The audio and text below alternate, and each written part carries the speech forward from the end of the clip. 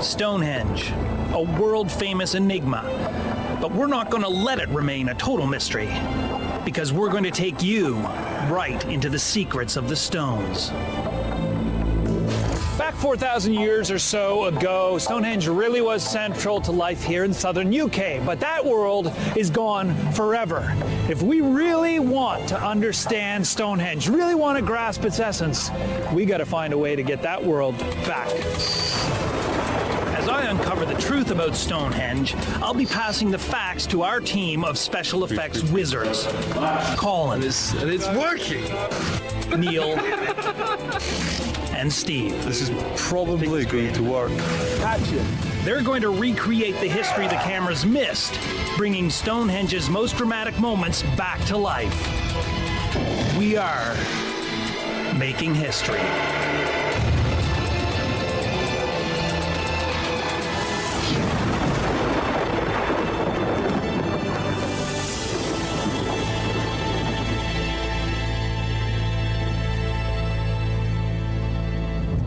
So, let me introduce you.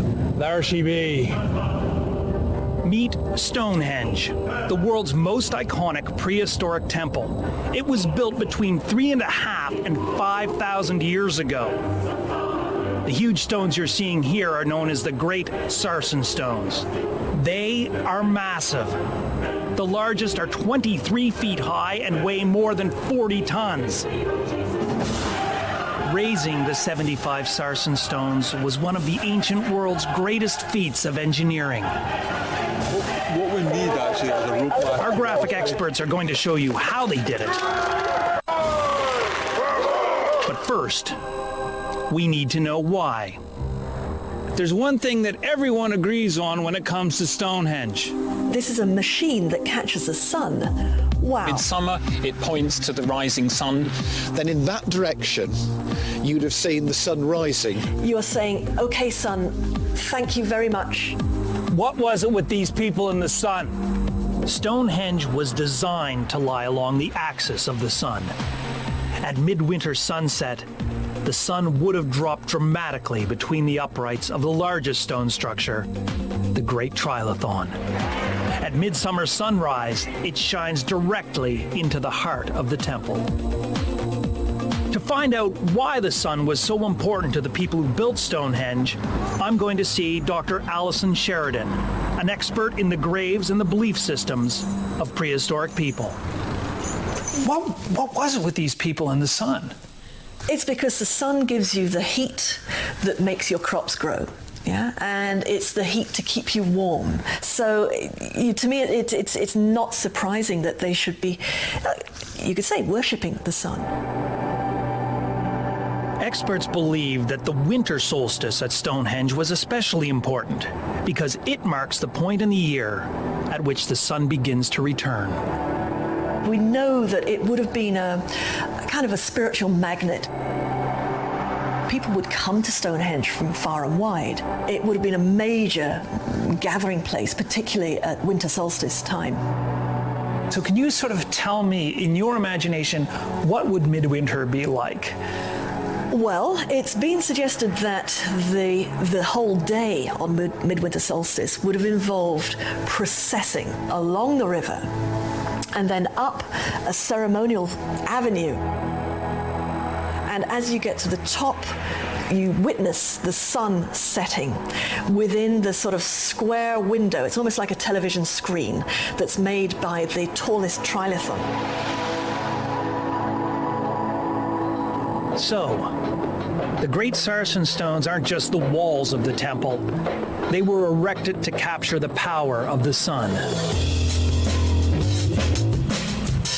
Now, Steve, Colin, and Neil are going to try and recreate the incredible process of raising the Sarsen Stones. To get those groups really bunched up. They're going to reach into their bag of graphic tricks, and using green boards and computer wizardry, they'll bring this amazing event to life. You want to see the stone get raised. Through the thing, is that the idea? Just to make things tougher, the boys are doing double duty. As well as directing the graphic recreation, they're appearing on camera as prehistoric builders. Unfortunately, they don't share the original builders' enthusiasm for the sun. This morning's been good. It started off freezing cold, and then it's now roasting, and the reenactors are currently getting sunburned. Colin and I are extremely hot because we're wearing waders and wellies underneath togas and fur hats, so it's getting quite uncomfortable. I need to help them out by gathering some facts, so I'm going to talk to Mike Pitts, who has excavated twice at Stonehenge. When I asked him how Stonehenge was built, Mike told me that we need to think outside of the box and look all the way to Sumba in Indonesia, where they still build monuments Stone Age style. This is a megalithic tomb on Sumba. You can see it's quite a simple affair. Now this capstone is big enough to be comparable to some of the big stones here at Stonehenge, particularly the lintels, the horizontal stones. Now, I've got a couple of photographs here of stones actually being moved on Sumba. The impression you get with these is of an affair where you have large numbers of people, almost chaotic looking scene. And I think that's the image we need to carry with us when we think about how this monument behind me was built. And the boys have to create this image with limited resources. We've got 9 Stone Age men to pull the rope up, and we're going to be basically moving them back again and again and again to make it look like there's maybe 150 people. Because of the impracticality of having a 20-foot sarsen rock on the chute, we've decided to do it in the computer, which is much easier to move around because there's nothing here. Julian Richards is an expert on the construction of Stonehenge. I asked him to paint us a picture of a stone-pulling team arriving on site. If you were standing here, the first thing you'd have seen was over the horizon appearing a very large group of straining, sweating people. This is the last bit, this is the last pull, you know, that sense of when you can put the ropes down and say, it's here. Cut! So what do we need to do now? As a prehistoric builder, this was one of my most important tools, the antler pick. Chunk of red deer antler, because of course this is what you dig the hole that the stone is going to go in with. If we tried using an antler pick, we'd never get this stone up, so we're taking a shortcut with shovels. Now we're ready to begin raising the stone. You drag the stone up towards the hole, you ramp one side of it, so you've got to somehow find a way of tilting it into the hole. Then you're going to end up with it at an angle of probably something like this. You've then got to get it completely upright, and this is where we think that they probably used something like an A-frame. I passed over Julian's instructions, and the boys have built their own A-frame. The A-frame is essentially a big lever that helps hoist up our stone that's currently not over there. Hold it. This is probably going to work, I hope, otherwise we don't get lunch. In this direction, you'd have had a wooden structure with ropes attached to it to multiply the force of people pulling to drag this stone finally into its upright position. Making sure that stone was upright and settled was quite an alarming moment. Our A-frame has given the boys the last shots they need to show us a great sarsen stone being raised. So, all they need to do now is pull together this complex, multi-layered graphic. 200 stone pullers, 150 stone raisers, and a 3D 23-foot rock. But before the boys finally make history by bringing the construction of Stonehenge to life, there's still one thing bothering me. Stonehenge is one of the most impressive engineering feats of the Neolithic. That's a given, no argument. My question is simple. Why? Why? Why would the average person sign up to such an enormous and time-consuming task? I'm going back to Alison Sheridan to find out. Okay, guys. Do you think that the average person would be totally gung-ho to be part of this? Yes, absolutely, because essentially what they were doing in making the Sarsen Stonehenge was a very definitive statement about we are devoting all this time and effort, and the effort of a large number of people, to make this thing which will act as a way of catching the sun so that we'll all be all right forever. The boys are now ready to show us how experts believe Britain's greatest prehistoric temple was built. There is this very, very clear sense that they're taking part in something that is much, much bigger than them. They're not building a housing estate, they're building a cathedral.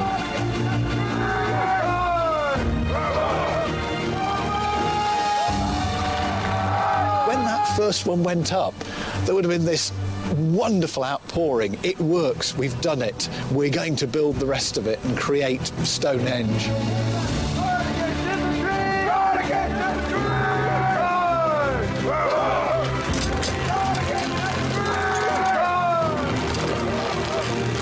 The process of constructing Stonehenge involves thousands of people. It's great spectacle, it's great ritual. The finished monument itself is spectacular. Somebody has had their name written into the landscape for eternity.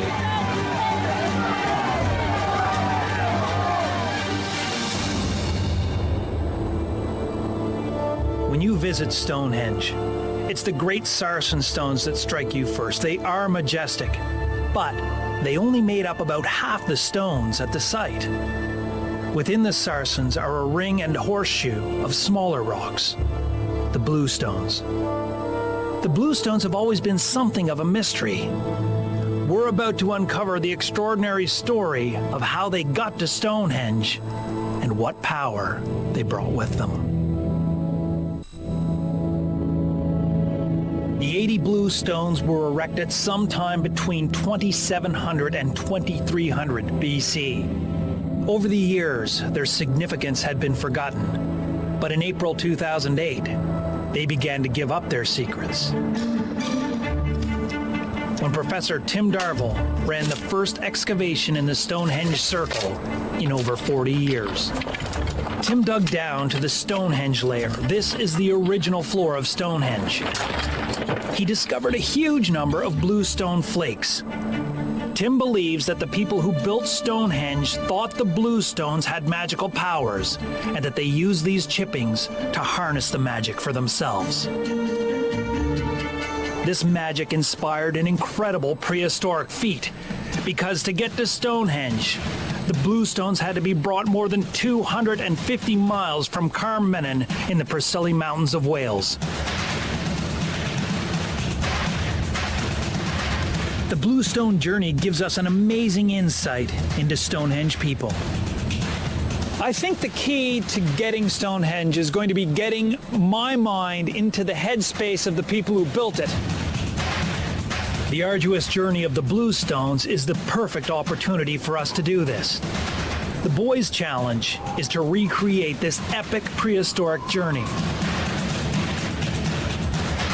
You're going to see a tribe from Stonehenge arrive at Carnmenon, quarry a 5-ton bluestone, and take it on the agonizingly difficult and dangerous journey back home. My job is to find out how the bluestones got to Stonehenge and what magic they brought with them. So I've come to Wales to meet Tim Darvill. Why would they come from Salisbury Plain way up here? What is it about this place, about the stone here in particular, that would have resonated with them? Well, Carnmenon was in a way one of those magic mountains, sacred mountains for these Neolithic people, and the stones themselves seem to have been really important to them because of their healing properties. And here in Wales, that really revolves around the idea that there are sacred springs, holy wells, healing springs coming out of the rock. According to local tradition, the bluestone springs of Carnmenon can cure. Early histories of Stonehenge tell us that the bluestones there were believed to have the same powers. Tim and I have arrived at Carnmenon, the exact spot where the bluestones were quarried more than 4,000 years ago. The boys need to recreate this scene, so I've asked Tim to explain the dangers of quarrying a real bluestone. I think when they were up here, they would have been taking risks in getting up onto the rocks because naturally these are dangerous places. I mean, it's a dangerous place in terms of the weather and the elements. It's a dangerous place in terms of really quite great heights, great big blocks of rock which are kind of being moved around. So yes, of course, there's an element of danger to it. But how did they actually get the stone off the mountain? When you go to these rock faces, to prise them off, you really need wooden levers and ropes, and you can pull them off. And a lot of people tying, well, you can see the one right in front of us there. If you could get hold of that, you could pull down just the right sort of size block. The boys can't quarry an entire boulder, so this shot is going to take some more graphic magic. We found a small rock that we're trying to film, trying to get to fall over, basically, to make it look like it's a large rock. I'm going to give this bit of fishing wire a tug and see if we can make it look like it's been wrenched out of a quarry. Okay, ready, Steve? Pull that rock. Pull it, yank it.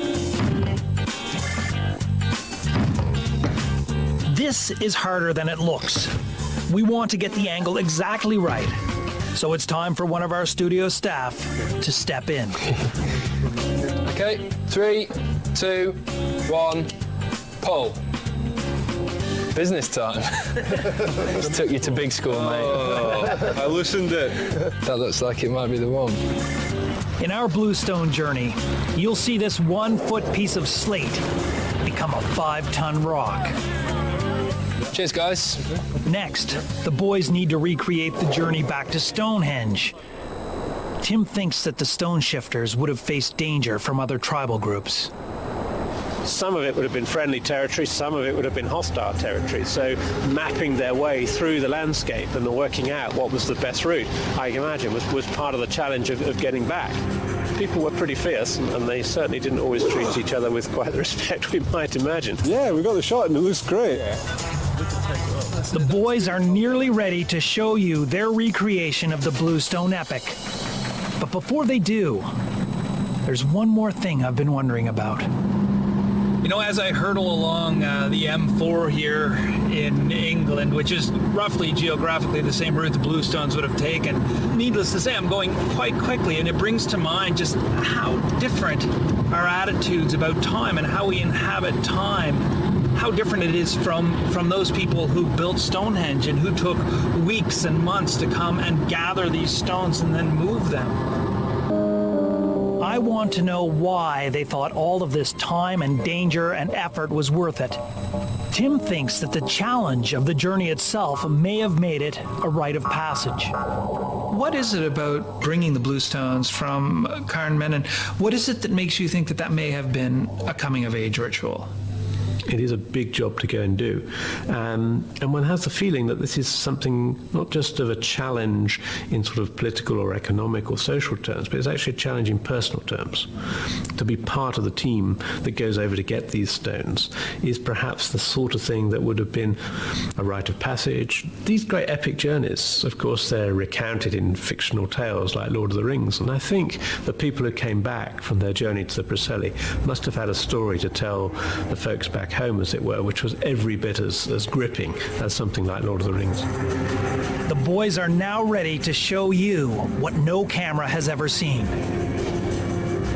The young men from Stonehenge have just arrived at Carnmenon. Getting there on foot has been a huge challenge. Now they have to quarry a bluestone and carry it 250 miles back home.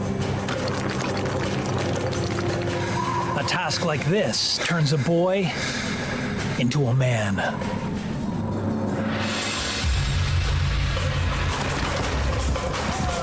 Our stone shifters face the danger of quarrying a 5-ton bluestone.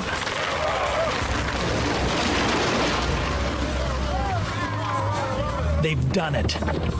Now, an even bigger challenge lies ahead.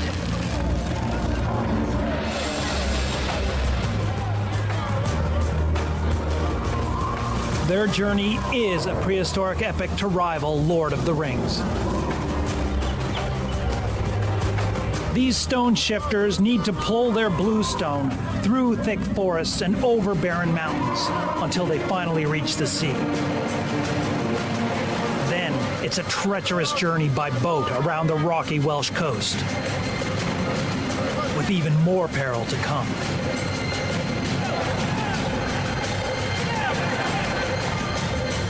Inside this forest, a hostile tribe is waiting to attack.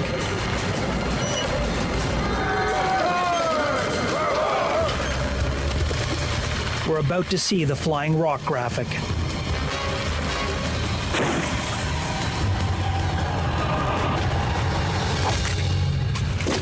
One of the Stonehenge tribe is killed. The rest must temporarily abandon their bluestone. At nightfall, they return. They must get this bluestone to Stonehenge.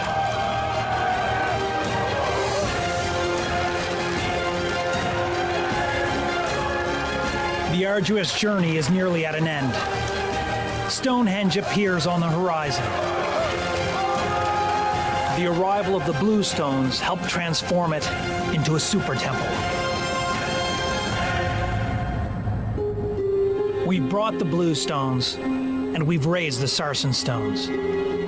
Our next challenge is to uncover one of Stonehenge's greatest mysteries: the rituals that took place inside it.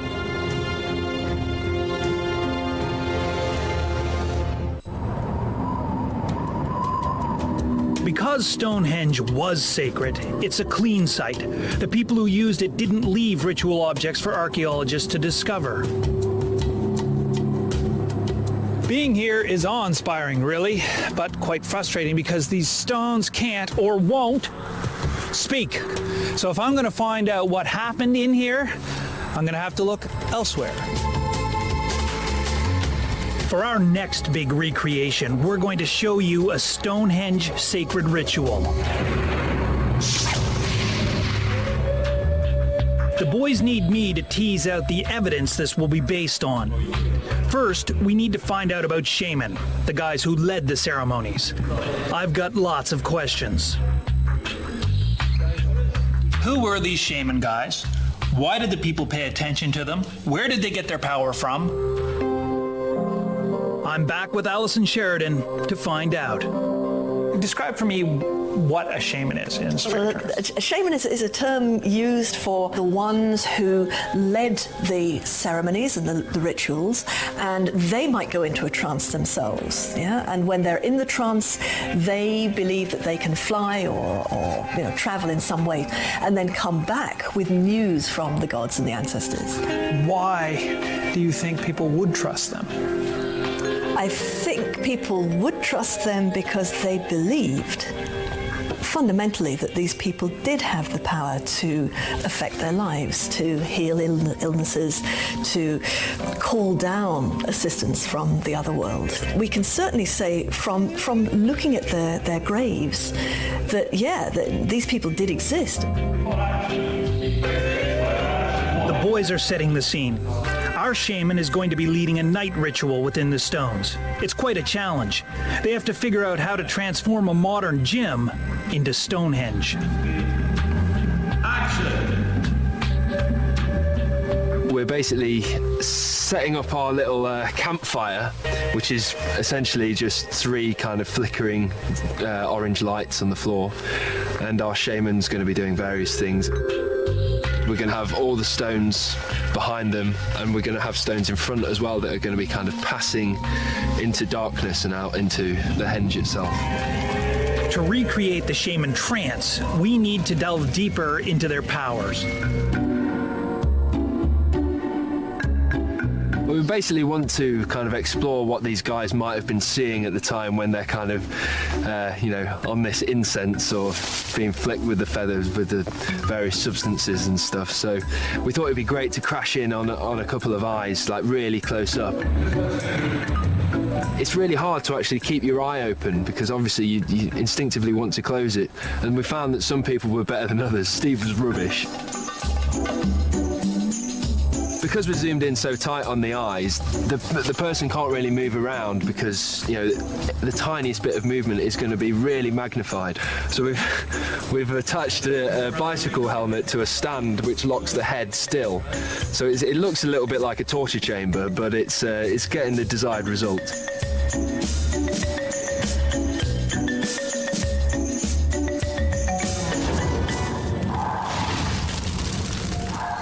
So, our shaman's journey is underway. But what should we do for the ritual? Allison wants to show me some other objects discovered near Stonehenge that could have been used to create shamanic rituals. You've got some shamanic type goodies here. Yes, well, it's actually the bone, it's a leg bone of probably a crane. And you can see the holes here. It's like a little tin flute. Yeah, that's right. It's a bone yes. flute. So maybe you were evoking the crane and you're doing the crane dance. Music certainly would have formed an important element in the ritual. And they might have used other things. This here, it's absolutely intriguing, a little piece of bone. And a colleague of mine has suggested that perhaps this could have been a kind of clip, and you would put bird feathers in it. And this would have been waved around as part of the ceremony. What I want to imagine is like booze, you know, and drugs. Is that likely to have been part of these celebrations? Yeah, I mean, we can speculate as much as we like. What we can say for sure is that there would have been music. It's very, very likely that they would have done chanting, repetitive movement, going around in circles. Why not? I mean, Stonehenge itself is circular. In order to achieve a trance-like state. They may well have had access to mind-altering substances, magic mushrooms, that kind of stuff. And all of this was so that they could make this journey to the world of the ancestors and the gods.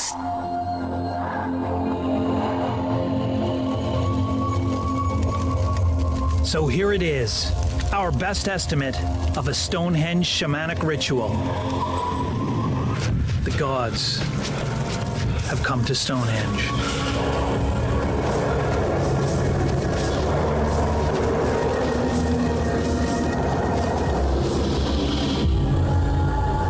Without the people to do the ceremonies and the rituals, Stonehenge is a monument. But with the people, they are the ones who make Stonehenge meaningful.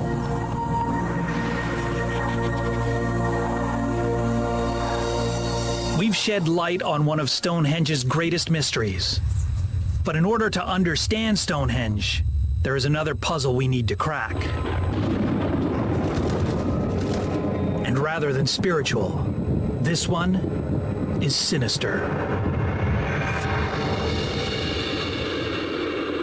Contributing to the mystery here at Stonehenge is the fact that half the site has never been excavated. But there has been one discovery that I think tells us more about Stonehenge and perhaps ourselves than any others. The dead guy in the ditch. His is the only complete contemporary skeleton ever discovered at Stonehenge. He died a violent death, one of the most dramatic moments in the history of the temple. Action. For our next graphic, we're going to recreate exactly what happened to him and find out what this tells us about Stonehenge. My task is to discover how and why he died. So I'm going to meet osteoarchaeologist Jackie McKinley to see what clues we can find in his bones. The guy in the ditch is a rare example of someone who lived around Stonehenge when it was a working temple. Before we uncover how he died, I want to ask Jackie what his bones tell us about the lives of Stonehenge people. Okay. What was life generally like in Britain during this period? I think there's a bit of a myth, really, that life was nasty, brutish and short. But this guy looks a lot better than a lot of 18th, 19th century individuals you would have seen. He's had a good diet. You know, he's got no indications that he had childhood deficiencies. So I think actually life was probably not that horrible.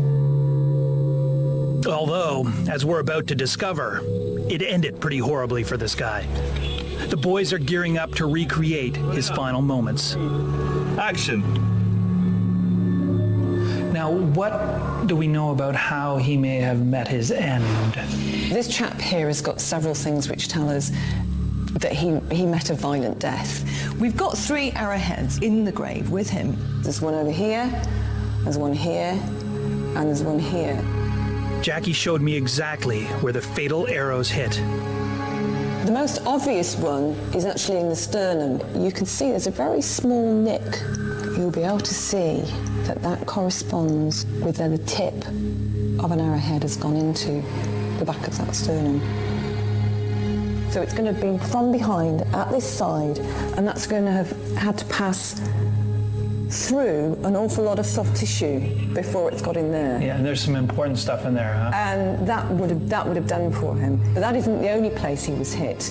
In this case here, we have quite small marks in the bone. Now this is where the arrow has gone through between the ribs. Now the interesting thing about this is it tells us he wasn't just shot once. We've got shots coming from either side of the body.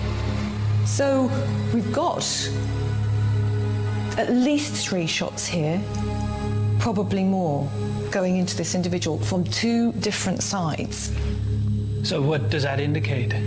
Well, this wasn't just a matter of, oh, this chap's in the way, we're going to get rid of him. This guy's going down and he's definitely not going to come up again. For us to be able to see the guy in the ditch being shot from multiple angles, the boys need to figure out how to give us a 360-degree view. To achieve this effect, Hollywood movies use hundreds of cameras. We have only one. So Steve is experimenting with his office chair.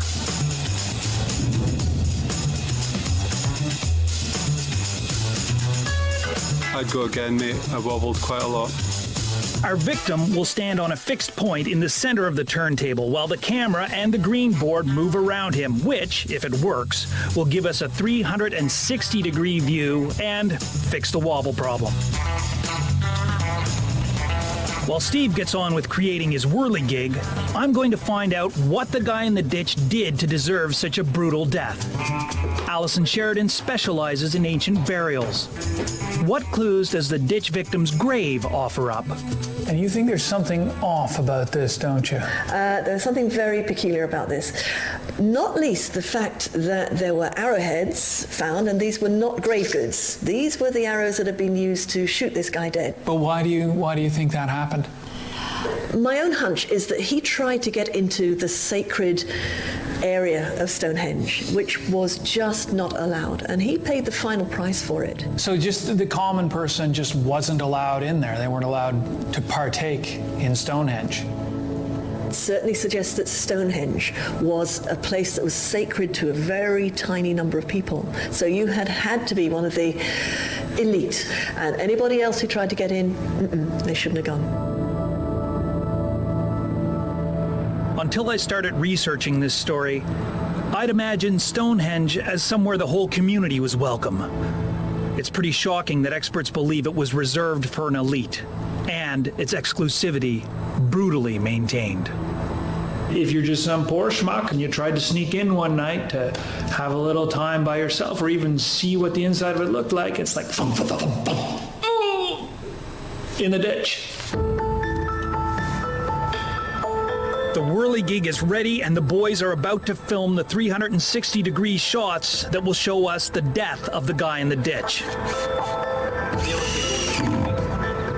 But will the homemade whirligig work? This is the moment the boys have been building up to. Inspired by my research, here is their recreation of the last brutal moments of the guy in the ditch.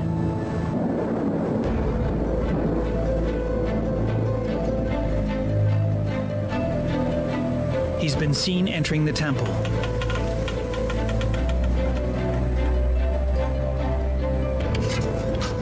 He's surrounded.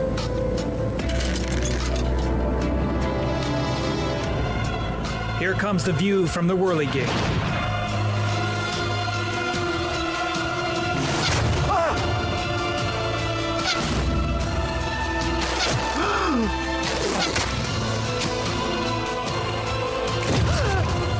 this is no ordinary murder. This is the ritual protection of a great temple.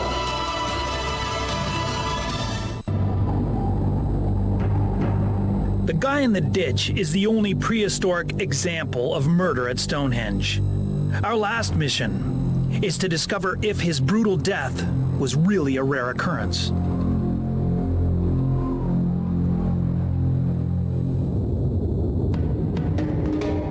In the period before Stonehenge was built, there is strong evidence of violence. Over the centuries, there's an accumulation of human remains with wounds from which they would have died. As well as the arrow wounds, we also have skulls that have been bashed in. And we can see for centuries before Stonehenge was built, there's continuous evidence of occasional warfare. In a few rare cases, we can actually see villages have been attacked.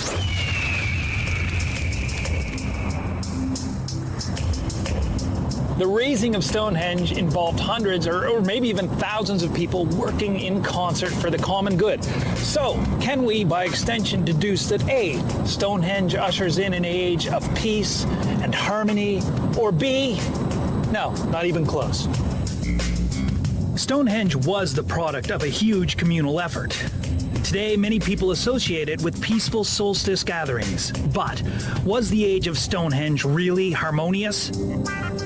I'm going back to Tim Darville and Mike Pitts to find out. Was it a violent time, like Stonehenge, as it was being built and developed at its peak? I don't think it was a utopian, peaceful sort of place. It's nice to think of prehistory as the sort of green and pleasant land that everybody lived in. I'm sure it was not only a lot more traumatic on the part of individuals, but actually a lot more contentious. There was a lot more tension between societies at this time. For their final reconstruction, the boys are going to show you the moment that tension erupts into a village attack. 100% cashmere. It feels it. It's scraping down my body. The first scene they need to shoot is the attackers running into the village. I'm a size 6. They are, as usual, short of people, so Steve and Colin are pitching in. I am dressed up as a Stonehenge band because we've got to do some running in to invade the village, and we need as many different variations on the costume as we can get. We've discovered that you can run much better in boots, so I'm leaving the boots on for now, and hopefully you won't notice in the final shot. Time for Steve to get running. Okay, recording. You're a tiger.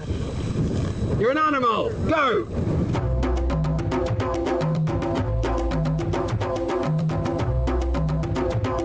These running shots will be used to show the attackers invading the village.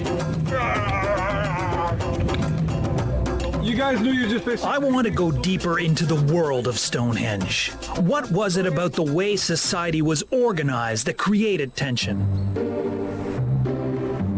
What were people like? Like, what was their mindset? What was their life like? Large, if you like, political, tribal groupings must have existed.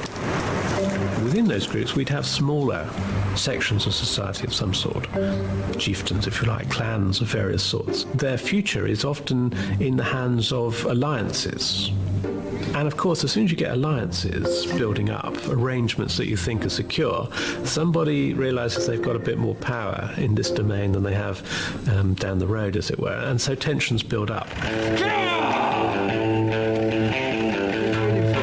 Obviously, Colin and Steve have absolutely no experience of on-screen fighting, so our reconstruction artists are giving them some prehistoric weapons training before we start our village attack.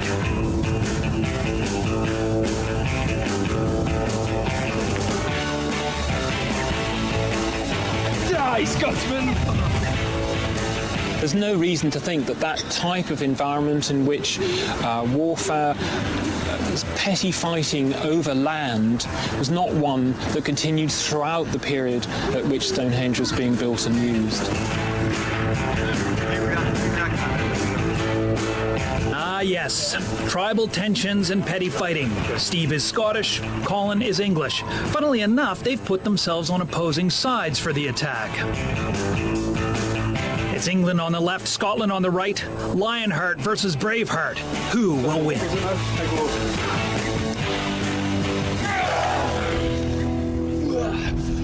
Let's see that again.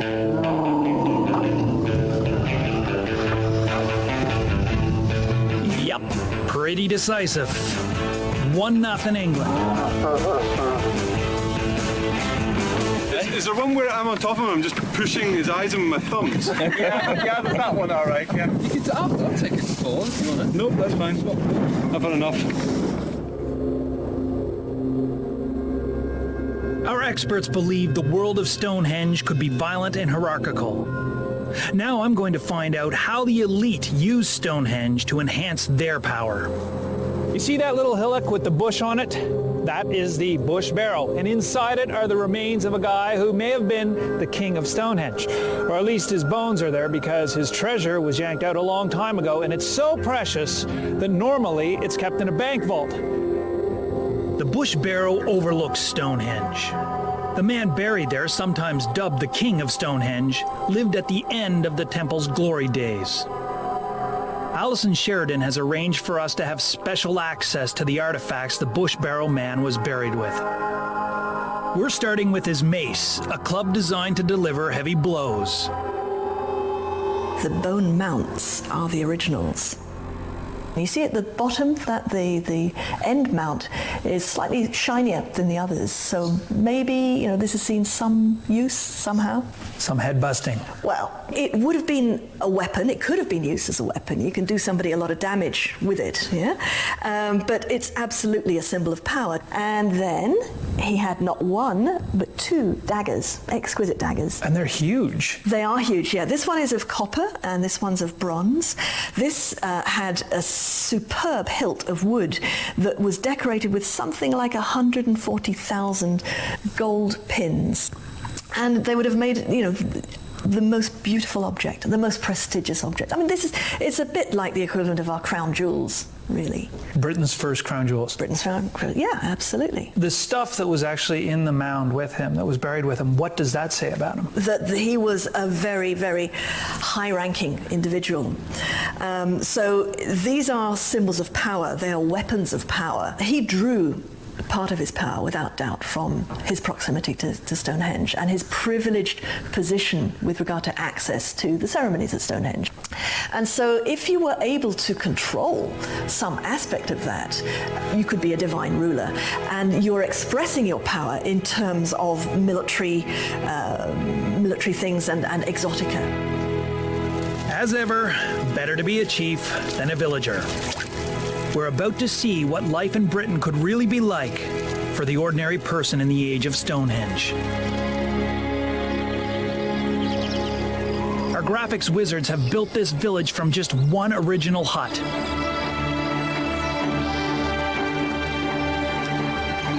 Up on the hill, a rival tribe are gathering. They plan to raze this village to the ground and take the land for themselves.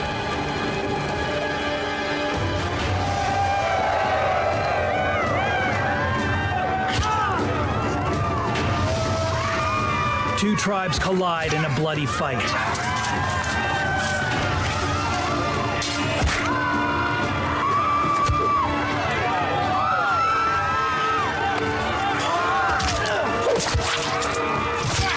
Attackers win. These villagers have lost their land.